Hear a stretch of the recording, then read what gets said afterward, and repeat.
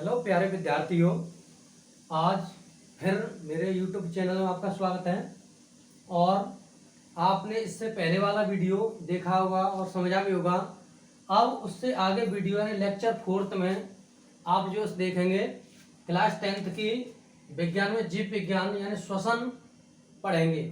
श्वसन में मैं जो था पहले बता चुका था कि श्वसन की प्रक्रिया, श्वास श्वसन में एटीपी के द्वारा ऊर्जा मिलती है और किस तरह से कार्य करती है। अवायवीय वायवीय श्वसन बता चुका था।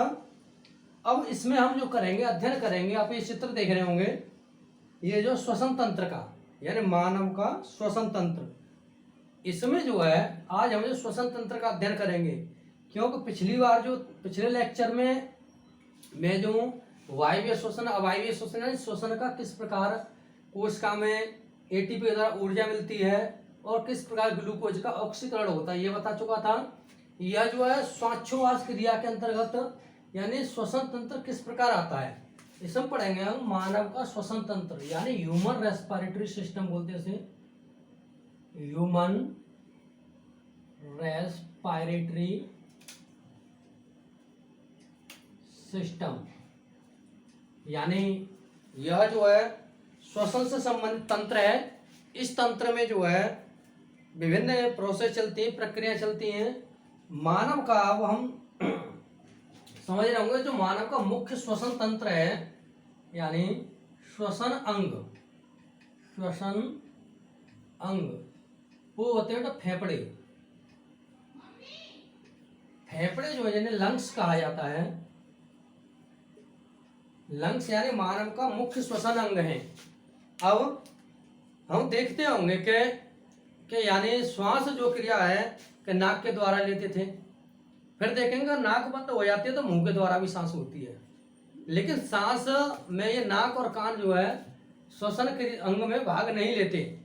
इसमें जो है श्वसन क्रिया का जो कार्य करते हैं वो मुख्य रूप से फेफड़े करते हैं। फेफड़ों के द्वारा जो है श्वसन अंग कार्य किया जाता है कि ऑक्सीजन को किस प्रकार अंदर लिया जाता है, CO2 को किस प्रकार बाहर छोड़ा जाता है।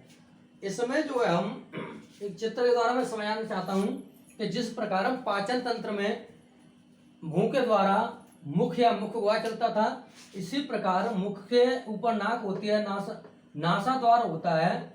नासा द्वार से जो होते हुए जब ये नली चलती है तो ग्रसनी आती है। ग्रसनी में यहाँ पर ये पाचन तंत्र यानी मुख के वो भी ग्रसनी में मिलती थी। यहाँ क्या होता है ग्रसनी में से जो है एक इस तरह से नली होती हैं, इस तरह से ग्रसनी से एक एयर के लिए जाती है, एक फूड के लिए। जैसे यहाँ एयर और यहाँ फूड, जिसमें फूड पहुंचता है मुख उससे ग्रसनी द्वारा फूड के लिए निकलती थी, उसे पाचन तंत्र यानी आहार नाल में आती थी। आहार नाल जो था वो पाचन तंत्र में आता था। और अब उसमें जो हवा जो आएगी एयर, वो जो एयर जो आएगी वो श्वास नली द्वारा आएगी यानी श्वास नली के द्वारा। श्वास नली के द्वारा जब आती है, एयर का अलग रास्ता हो जाता है, फूड का अलग होता है। फूड का आहार नाल के द्वारा चलता है, यह श्वास नली के द्वारा चलता है। अब इसमें देखेंगे हम ग्रसनी होती है, ग्रसनी के बाद आता स्वर यंत्र जिसे कंठ बोला जाता है, लैरिक्स बोलते इसे, कंठ, इसे साउंड बॉक्स भी कहा जाता है। यानी स्वर यंत्र के बाद एक जो है लंबी नली आती है जिसकी लंबाई 11 से 12 सेंटीमीटर की होती है, जिसे श्वास नली यानी ट्रैकिया बोला जाता है। ट्रैकिया श्वास नली होते हैं। इस पर जो है कार्टिलेज के छोटे छोटे छल्ले लगे होते हैं, छल्ले होते हैं। इन छल्लों का क्या कार्य होता है? इन छल्लों का जो कार्य होता है कि श्वास नली को पिचकने न देना।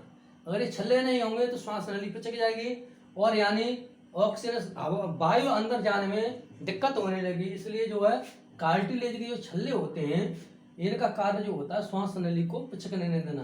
यह जो श्वास नली है आगे दो और नलियों में डिवाइड होती है जिसे श्वसनी कहते हैं। यानी दो नलियों में चली जाती है, श्वसनी होती है जिसे ब्रोंकाई कहा जाता है। अब ये श्वसनी जो है अपने अपने लेफ्ट फेफड़े और राइट फेफड़े यानी लंग्स, दायां फेफड़ा और बायां फेफड़ों में श्वसनी जो है चली जाती है, लेफ्ट लंग्स और राइट लंग्स।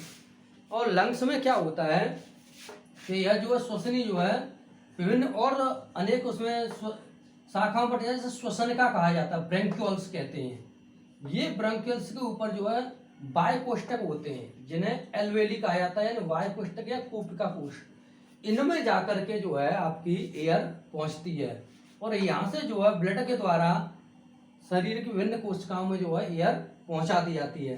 अब ये नीचे एक संरचना ये है डायफ्राम।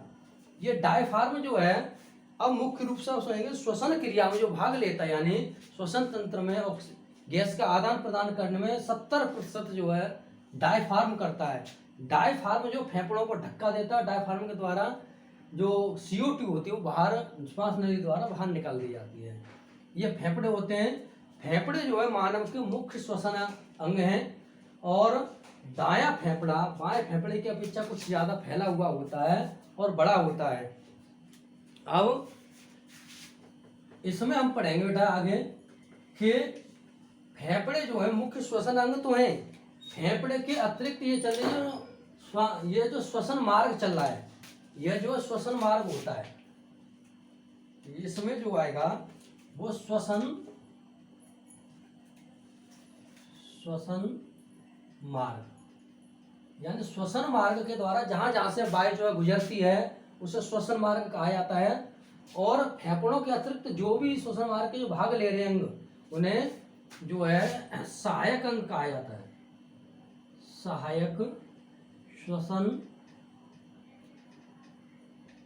अंग। और एक होते हैं मुख्य श्वसन अंग, मुख्य श्वसन अंग। जो मुख्य श्वसन अंग जो होते हैं वो होते फेफड़े, लंग्स, जो संख्या में 2 होते हैं, जैसे ये बने हैं लेफ्ट फेफड़े और जो है राइट लंग्स। ये जो फेफड़े होते हैं, ये फेफड़ों की संरचना में देखेंगे कि फेफड़े की जो दीवार होती है वो दोहरी झिल्ली की चढ़ी होती है, 2 झिल्ली होती है इस फेफड़ों की दीवार पर, क्योंकि इस दीवार के बीच में एक द्रव भरा होता है। ये जो दीवार होती है इसे प्लूरल मेम्ब्रेन कहा जाता है, प्लूरल मेम्ब्रेन। ये जो दीवार होती है प्लूरल मेम्ब्रेन होती है, इसके बीच में द्रव भरा होता है। दीवार में जो द्रव होता है जो फेफड़ों की बाहरी आघातों से रक्षा करता है और उसे नम और चिकना बनाए रखता है। अब क्या होता है कि फेफड़ों में जो है जो रक्त पेशियां भी होती हैं, जिसमें रक्त में हीमोग्लोबिन होता है, ब्लड में हीमोग्लोबिन क्या करता है कि हीमोग्लोबिन जो है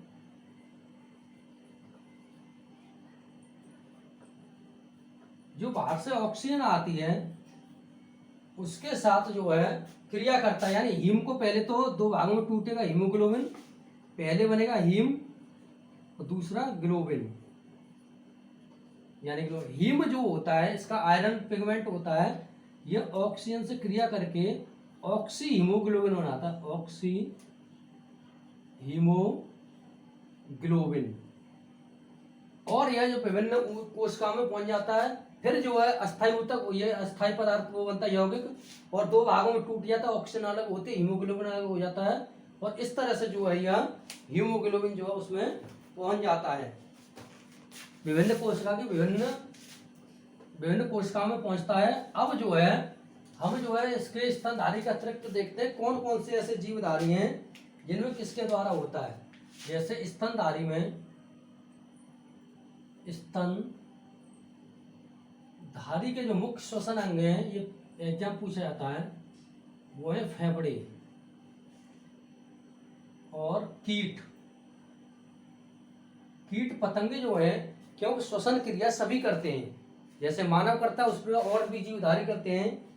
तो स्तनधारी का जो मुख्य श्वसन अंग होगा वो फेफड़े, कीट का जो होता है वो होता है श्वास नली यानी ट्रैकिया। ये कई बार और क्वेश्चन उसमें टेस्टों में पूछा जाता है कि कीट जो है किस अंग के द्वारा श्वसन क्रिया करते हैं। यह जो बताइए, ये जो नली चल रही है ट्रैकिया होती है, कीट यानी ट्रैकिया यानी श्वास नली के द्वारा जो है श्वसन क्रिया करते हैं। अब जो है जलीय जीव,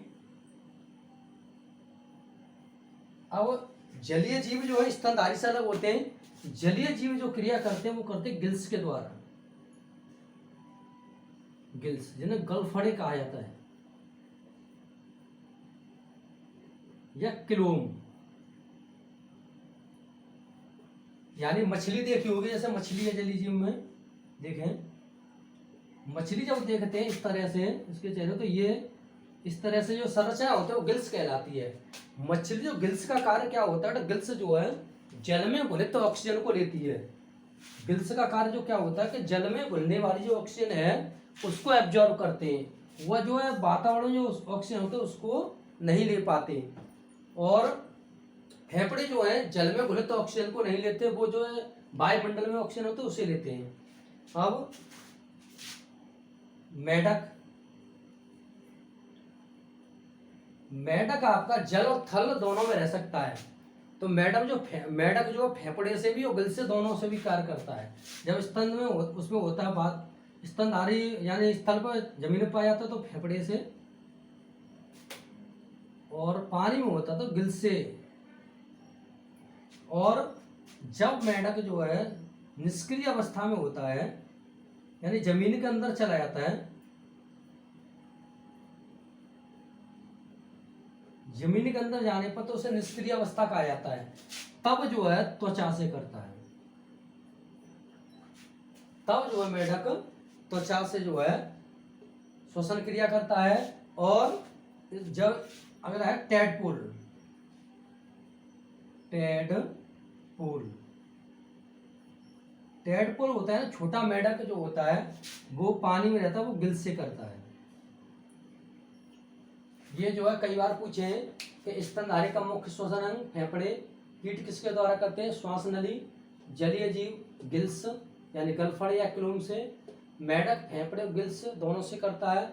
जब वो जमीन के अंदर जाता है यानी निष्क्रिय अवस्था में तब वो त्वचा से करता है। और टेडपोल्स जो है मेढक का जो छोटा है वो होता है जो टेडपोल, तो वो जो है गिल से करता है। यह जो मैंने आपको और जीवों के बारे में बताते किस तरह से जो है वो अभिक्रिया करते हैं। मैंने आपको श्वासोच्छ्वास में बताया था कि जैसे ऑक्सीजन गैस जो है यानी इन और CO2 यानी आउट। ऑक्सीजन जब अंदर जाती है तो सीधे ऑक्सीजन ऐसे नहीं कि सीधे कोशिका में पहुंच जाए, क्योंकि ऑक्सीजन जो है विभिन्न शरीर के विभिन्न अंगों में और प्रत्येक कोशिका में उसका पहुंचना आवश्यक है। तो क्या होता है मैंने बता दिया था कि ऑक्सीजन जो वायु जब जाती है तो नासा द्वार, ये नासा छिद्र है, इस नासा छिद्र के द्वारा नासा द्वार के होते हुए ग्रसनी में जाएगी, ग्रसनी से स्वर यंत्र से होती है श्वास नली में आ जाती है। श्वास नली से जो है दो भागों में बट जाता है, श्वसन नली होती है, श्वसनी जिसे ब्रोंकाई बोलते हैं।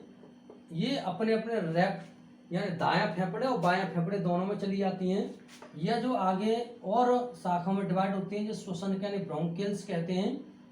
यह आगे जो है कूप कोश यानी इनमें आकर के वायु एकत्रित हो जाते हैं, जिसे वायु कोष्ठक, एल्वेली या कूप कोश कहते हैं। कूप कोश इसमें एकत्रित हो जाती है। इसमें क्या होता है, इसमें से जो ब्लड में जाती है, ब्लड में हीमोग्लोबिन जो है ऑक्सीजन को, और हीमोग्लोबिन जो मैंने बताया था रिएक्शन द्वारा कि हीम जो ऑक्सीजन से अभिक्रिया करके अस्थायी यौगिक ऑक्सी हीमोग्लोबिन बनाता है, और यह कोशिकाओं में जाकर टूट जाता है, पुनः ऑक्सीजन कोशिकाओं में चले तो हीम अलग हो जाता है। और इसमें जो है 70% जो भूमिका निभाता है वो डायफ्राम करता है। डायफ्राम जो है फेफड़ों को धक्का देता है, जिससे जो है एयर मूव करती रहती है। ये जो फेफड़ों की दोहरी झिल्ली होती है जिसे प्लूरल मेम्ब्रेन कहते हैं, इसमें प्लूरल गुहा होती है, और जो पदार्थ होता है प्लूरल फ्लूइड होता है।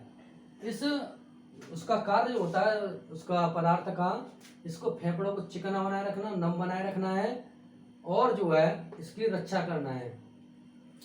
सो थैंक यू, धन्यवाद। आगे अगली वीडियो देखें।